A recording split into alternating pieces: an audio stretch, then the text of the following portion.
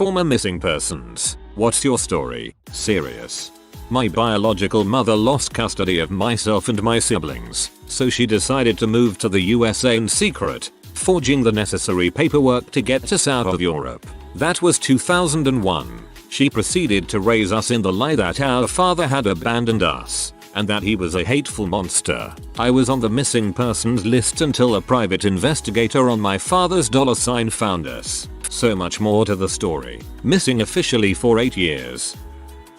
I was abducted from a shopping cart while my mother was shopping. I was probably 2 months old at the time. My mother went to grab something off of the shelf, and when she turned around I was gone. Of course I don't remember it since I was pretty young, but my mother said it was a pretty scary moment. Once she saw that I was missing, she ran up to the checkout lane to report that her child had been abducted. Luckily, someone knew something was up when they seen a female VA patient walking out with a baby and was able to chase her out the door and get the make of the vehicle she got into. After about 5 minutes the police caught up with her and got me back. She's still around town, and every time we see her, my parents always joke about how she's actually my real mother and they were the ones who kidnapped me. Buttholes. I don't know if this counts as missing person. Police were looking for me, but it was for less than 3 days. When I was about 14, I started suffering from really terrible hallucinations, partly because of a bad reaction to new medication I was taking, and was suddenly and unexplainably terrified of every single human being near me. I'd suffered from anxiety for years, and I think this just amplified it. The only logical explanation my brain came up with was to go to a place where I thought I'd be safe, which was this little rocky ledge overlooking a hill in a nature reserve near my home that I used to go to as a kid. My memory is so foggy because I'm pretty sure I was having a complete nervous breakdown. I was smart enough to take my school backpack with me, which had my water bottle in it by the time they found me. Luckily my parents remembered my special place and checked it. I was severely dehydrated and hungrier than I've ever been. My parents were so embarrassed, they kept me in hospital for a week and said it was flu.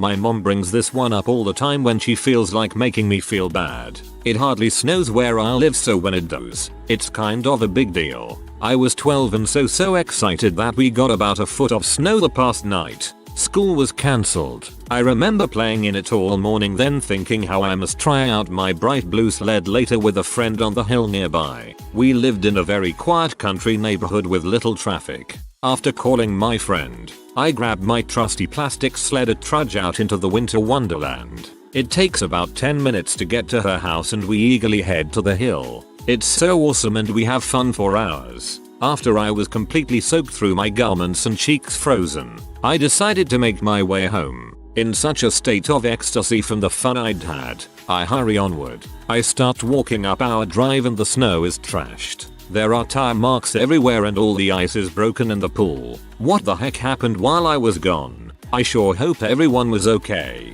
Well, turns out I didn't tell anyone where I was going. My parents and older brother had no idea where I had gone. They called the police and the fire department. They broke the ice in the pool thinking I had gone through the ice and died, and according to my mother they also had sent dogs trying to find me. They were pretty mad. I think the oddest thing in this story is that you say it doesn't snow often, but you own a sled.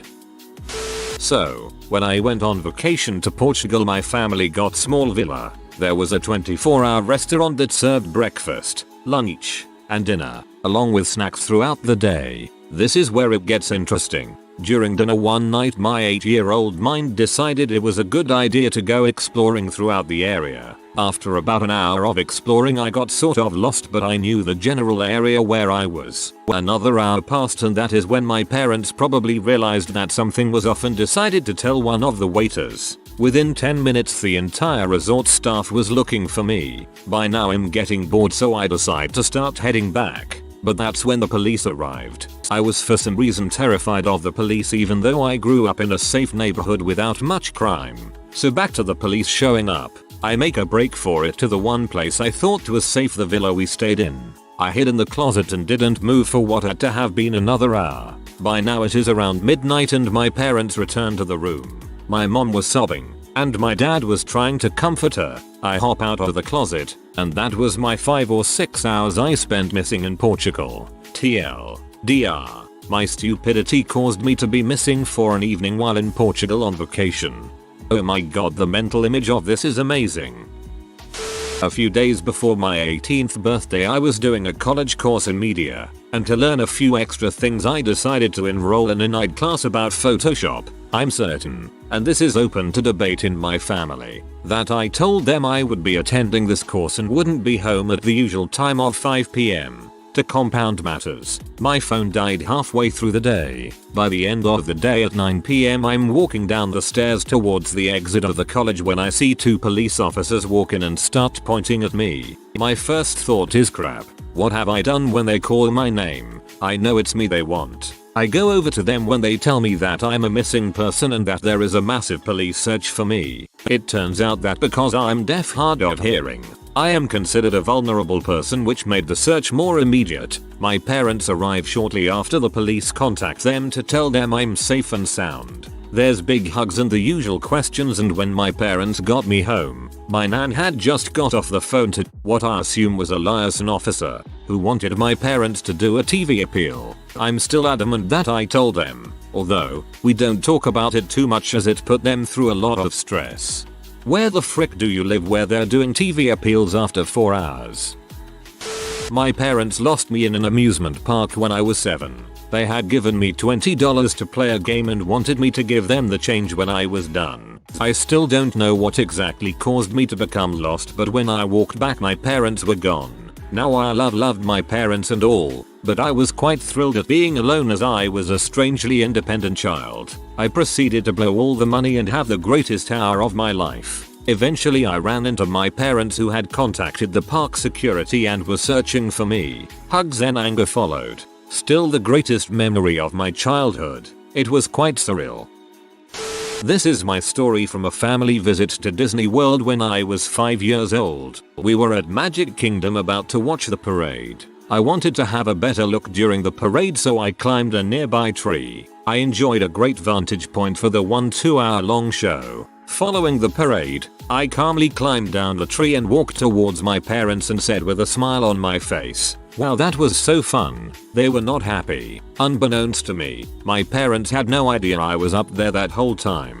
They were apparently freaking out because they could not find me and they thought I had been kidnapped. They had notified security, who shut down the entire park. No one was allowed in or out until they found me. That whole time I had no idea every employee and security personnel in the entire park had been looking for me. I was just like, yup, I was in the tree the entire time.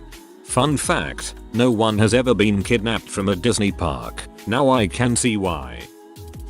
Obligatory, not me, but my mom. She ran away from her family at 13 with her first boyfriend, and they lied their way onto a plane from Miami to Cali. She was missing for 3 weeks. They lived under a hotel where the hotel stored beach chairs and such, with some people. Then went to the mountains and lived in a commune. Then tried to hitchhike to San Fran and got pulled over by state cops. She had an old report card in her wallet that had Miami-Dade printed on the top, so they immediately brought her in. I didn't necessarily believe until it came up with my grandma, and she pulled out the posters. But they weren't missing posters. It had her picture, build, and description, but instead of missing it said wanted with a reward of $500. This was in 1967, I believe. Your mom sounds like a badass. In 7th grade I overslept my alarm and my mom thought I went to school. So later in the day around 8ish the school calls my home telling that I was not at school. Since my mom thought I was at school, she starts freaking out, and apparently there was a whole school-wide report on trying to find my whereabouts. I eventually get out of bed and realize that I'm wicked late, so I run to school and kinda unique my way into class during the bells. The teacher comes in kinda frantic and asks has anyone had any contact with new username, and then she makes eye contact with me and was like, go to the office. Then everything got sorted out after that. My friends still occasionally joke about it and they made a FB page for me about the subject. My mom lost my little sister at the airport in Orlando, Florida once. Or, more accurately, my sister lost us at the airport. We were taking an elevator up 2 floors for whatever reason. We had to get someplace. My sister thought it'd be faster to take the escalator. Before my mom had a chance to stop her, she had darted out of the closing elevator, was just gone. We spent nearly 6 hours in the airport looking for her. The entire time, my mom held my hand so hard it was bruised at the end of the day. Turns out what happened was my sister went up 1 floor instead of 2, and instead of going up to the front desk, which was right in front of the escalator, or waiting at the top of the escalator, she panicked and ran off. We eventually found her when she finally found a security guard and had the page us to their office on the other side of the airport. Needless to say, our Disney World vacation got off to a less than magical start. And this is why some kids are put on a leash.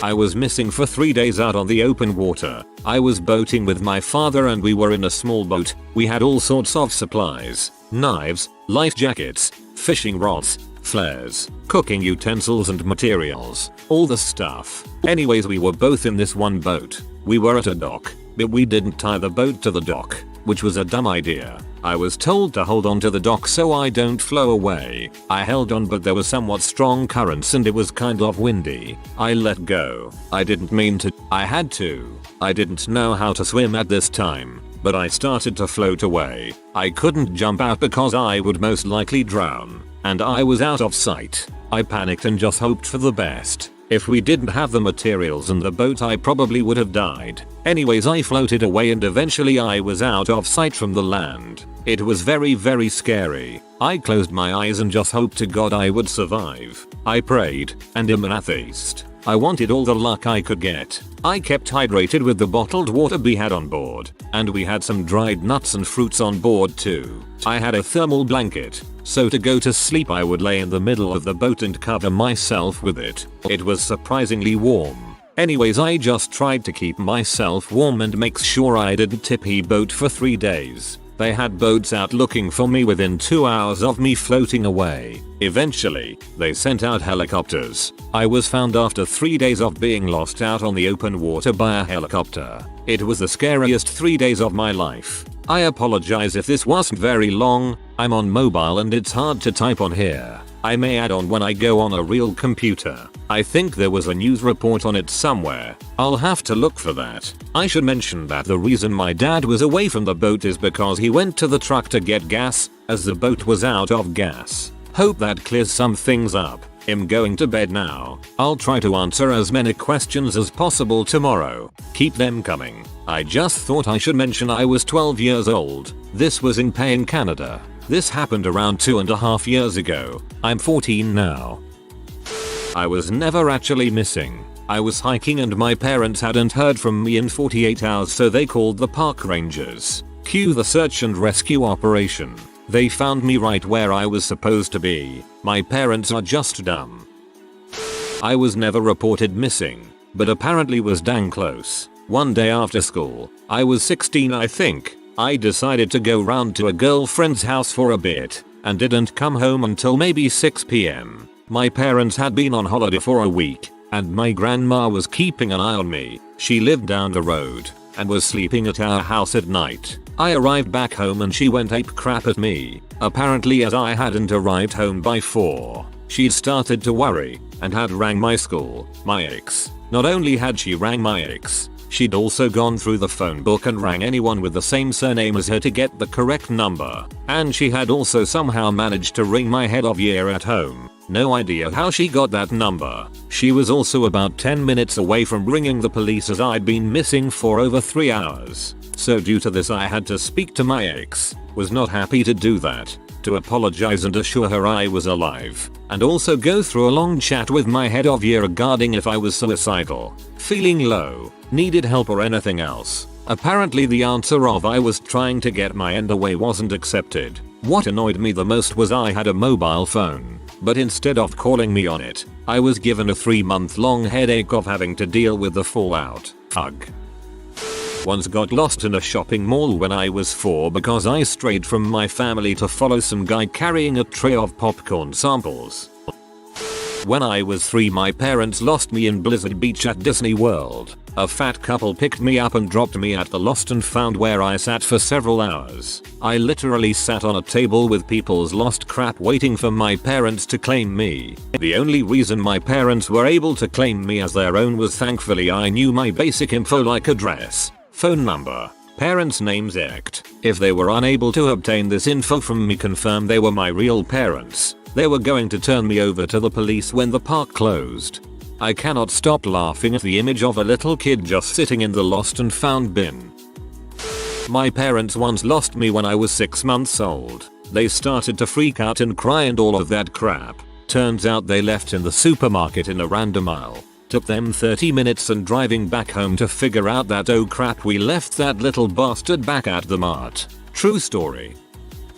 When I was really young, my brother and sister were at school, and my mom at a PTO meeting. I was by her side, and I thought it'd be funny to go play a game of hide and go seek. I sprinted through the middle of a street, got honked at by 3 school buses, and I ran all the way to her car. I hide in the trunk of her car, and fall asleep. I wake up to screaming. I looked up and see my mother, makeup streaming down her face, screaming at me. I was asleep for 5 hours, the police had been called, and the kids at school missed half a period because they were all told to come look for me. The loudspeaker was constantly blaring with insanity. I come out. It isn't funny. I still get crap about that from my family. Well, when I was 15 I got irrationally mad over my living situation, and I just took off. I started walking at 3 AM and did not stop till I got to the next town over. From there I hitched rides, met some interesting people. This could have been a very bad idea, but anyone who picked me up seemed to be concerned for my well-being. I made it to the lower end of Vermont and slept around for a couple weeks. My parents had filed a few police reports, but I generally hid around in the libraries and parks. I got found because I had no cash and attempted to steal a bottle of water. The clerk asked why I would do that and I said I was homeless. Being that young I was told to just take it, but they called the police, and my description matched, so I was found. Brought home. Once when I was in 1st grade, it was my first time taking the bus, but the only problem was I forgot where my bus stop was, so I just waited until I was the last on there and asked the bus driver if he can take me back to the school. He kicked me out of the bus and was lost in the streets walking alone what felt like 4 hours, and I started to cry when I realized I truly was lost. My parents eventually called the police and were freaking out, so about 2 hours later the police found and I was reunited with my family. TLDR. Never trust bus drivers. I suppose I was missing for the better part of an evening about 9 years ago. I was driving back to college with a friend. I believe we were coming back from the beach. We got back into town and my phone had died, but we just went straight to stopping in and saying hi to a few people. Since I never called my mom, she started worrying. She called my friend's mom, who tried to call us, but couldn't reach us. I finally made my way back to my apartment and a police squad car pulls up behind me as I parked. I got out. The officer got out. She walks up to me and the first words out of her mouth are, "You need to call your mother." I will admit, I'm still really bad at calling when I get to my destination. Remembering to call someone who had nothing to do with the trip is just not a logical part of the flow for me. I'm sorry, family. Similar thing happened with my stepbrother. A little more intense though. He was in China during that earthquake a few years back. She couldn't get in touch with him, so she called her congressman, who called the embassy. He was volunteering, so that's where they found him and essentially were like, "You gotta call your mom." He was very embarrassed. First of all, my ex-boyfriend was a lying, abusive, conniving son of a b. That said, he convinced me that my father was going to kill him. Probably not true, but definitely kick him out of their house. He convinced me that the only logical thing to do was to pawn my musical instruments and hop on a Greyhound to Cleveland, of all places. He made me turn off my cell phone, lest we be tracked, and we left during the middle of the day. One overnight bus ride to Cleveland, and a night in a cheap but efficiency hotel room, and he thought we should go back. So back to CT we went. He called his mom when we got close, and she met us at the bus station and brought me to my parents in a grocery store parking lot. There were cops there, as he had told her that my dad had threatened to shoot him. The cops didn't buy it, thankfully, and separated us and asked me for the whole story. I showed them the bruises and finally told them and my parents the heck I'd gone through in the past few months. I still wouldn't have him arrested for anything, kidnapping or otherwise. I swear he had me under control even then. The cops, my parents, and his, agreed not to file charges as long as we agreed to never contact another again. My grandfather came to live with us shortly after, partially for psych help, partially for a babysitter. Props to Gramps helping you out. Life after dealing with a manipulative person can be tough. Despite the hard times you endured with him, you have to adapt to things that aren't so routine. Hope you are doing well now. I'll go ahead and tell my story because not a lot of people get to. I was 3 years old when I ventured out of the apartment complex my parents were staying in. My intent was to find my mother, who was actually in the bathroom cleaning my sister's bloody nose, which was my fault. But my brain didn't get the concept that different doors led to different places, so I booked out the first door I saw, and could open apparently. This led me outside and I continued to parking lot, thinking that if mom was out here, she would be in her van.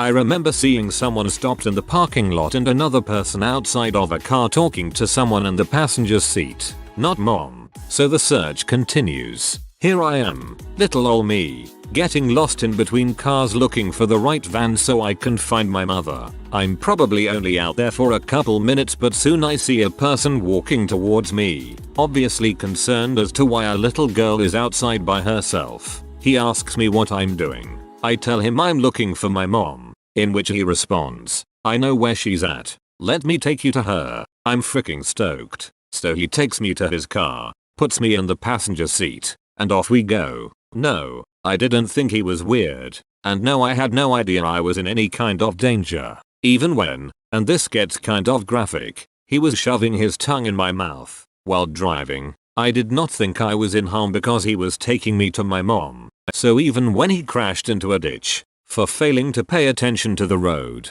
I was then excited that I got to ride in a cop car, and then my night was made because mom. Finally, I actually got to hear my mother's side of the story a couple years ago and it's absolutely tearworthy. Come to find out I was gone for 5 minutes, and mom doesn't see me in the front room. Asks dad where the frick I am and he says dunno. He's a great dad, don't worry. So she automatically goes into freak out mode and looks for me outside, asking neighbors if they saw me, and of course calling the police. A couple of hours go by, I'm still missing. My mom gets a phone call from an officer who was at the scene of the accident. Tells her I match the description she gave them. Apparently someone saw him crash and called the popos. Jesus Christ, you are a lucky person. Buy a lottery ticket every year on the anniversary of that day or something. If you are new to the channel, you can subscribe. I publish new videos every day. Until then, check another video.